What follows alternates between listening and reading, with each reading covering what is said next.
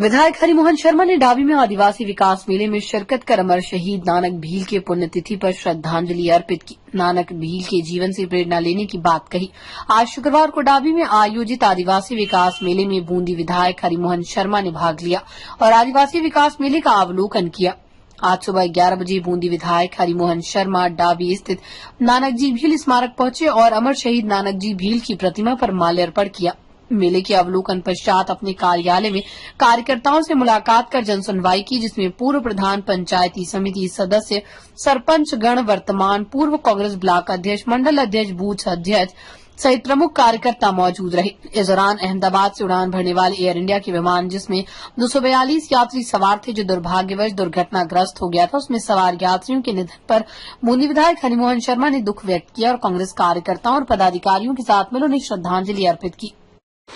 नानक जी भील की पुण्यतिथि पर हर वर्ष की भांति कांग्रेस पार्टी के प्रमुख के द्वारा मेला आयोजित किया जाता रहा है और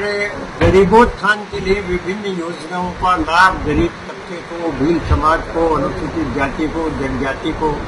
और साधारण तबकों को आर्थिक दृष्टिकोण से विभिन्न लोगों को कैसे मिले, ये हमारे जो स्वतंत्रता सेनानी नानक जी भील, उनकी स्मृति में इस प्रकार की लाभार्थ की योजना जो अशोक गहलोत की सरकार के समय से चल रही थी, वो लाभान्वित करने के दृष्टिकोण से उनकी याद में ये मेला लगाया जा रहा है। उसी क्रम में यह आज का मेला है। शिविर के माध्यम से आमजन को क्या क्या लाभ मिलेंगे? विभिन्न योजनाएं हैं सरकार की, चाहे वो गरीब तबके के लिए हो, चाहे मेडिकल की हो, चाहे हेल्थ की हो, चाहे कृषि की हो, चाहे पट्टे बनाने की हो, और चाहे वो पेंशन की हो, चाहे विकलांगों के पेंशन की हो। जितनी भी सरकार की अशोक गहलोत के द्वारा जो विभिन्न योजनाएं चलाई जा रही थी और जिनका भले ही नाम परिवर्तित कर दिया हो, उन योजनाओं का लाभ गरीब तबके को पहुंचाने के लिए ही ये नानक जी भील की स्मृति में आयोजन किया जाता है। भले ही ज्यादा को लाभ न मिले, लेकिन निरंतर निर्बाध रूप से इन गरीबों को इस योजना का लाभ मिलता है। क्या इस बात की है कि लगातार कुछ समय से इस बरड़ क्षेत्र में, विशेष रूप से डाबी के क्षेत्र में पुलिस का राज चल रहा है, तो गरीबों को परेशान करते हैं,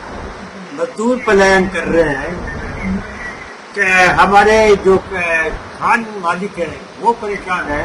अनावश्यक रूप से पेनल्टी लगाई जा रही है, अनावश्यक रूप से छोटे छोटे लोग जो मजदूरी करके पेट पालन करके लावण्य ले जा करके अपना गुजारा लड़ा रहे हैं, उनको माइंस विभाग के जुर्माने के बाद भी पुलिस चोरी का मुकदमा दर्ज करवाने के लिए प्रशासन पर, माइंस विभाग पर दबाव डाल रही है। तो जो हालात है बरड़ क्षेत्र के, वो बड़े खराब हो चुके हैं। मजदूर बेकार है, खान मालिक बेकार है, किसान बेकार है, गरीब बेकार है, मजदूर पलायन कर रहे हैं। ऐसी स्थिति में संघर्ष के अलावा इस वर्तमान सरकार की तानाशाही नीतियों के लिए और तानाशाही नीति के विरोध में और मौजूदा जो भी भारतीय जनता पार्टी के नेता जो सरकार को चला रहे हैं, उन्होंने जो इस क्षेत्र की दुर्दशा की है, उसके लिए बूंदी जिले को, बूंदी शहर को, बूंदी विधानसभा को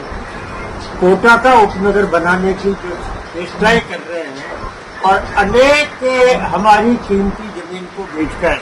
कोटा के लिए के उत्थान में जो ये काम कर रहे हैं,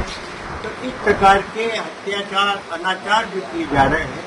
उसके लिए कांग्रेस पार्टी के कार्यकर्ता दृढ़ संकल्पित है। आने वाले समय में इस प्रकार की तानाशाही का विरोध है। केडीए को लेकर आपने विधानसभा मुद्दा भी उठाया था, इसका नाम बदल कोटा बूंदी विकास प्राधिकरण किया जाए। केडीए के मामले में, केडीए में जो 64 गांव और एक नगरपालिका क्षेत्र बूंदी की मिलाई गई है, बूंदी विधानसभा क्षेत्र और पाटन की मिलाई गई है, वो अनुचित है। सैकड़ों नहीं हजारों आबादी की, बीघा आबादी की जमीन, चरागाह और सिवाईचर जमीन, एयरपोर्ट जो बन रहा है 3000 बीघा का, वो ये सारी जो जमीनें हैं हजारों बीघा, उस पर केडीए का कब्जा हो गया। नगर पालिका क्षेत्र में नगरपालिका और पंचायत क्षेत्र में निर्माण करने का, पट्टे बनाने तक का भी अधिकार छीन लिया। कोटा केडीए के पास कोटा क्षेत्र में कोई ऐसी जमीन नहीं है जिसको बेच करके वो केडीए के अपने क्षेत्र का विकास करा सके। इसलिए बूंदी विधानसभा क्षेत्र के और पाटन के 64 गांवों को मिलाकर यहाँ की सिवाई तक जमीन को आबादी की जमीन को ये बेच करके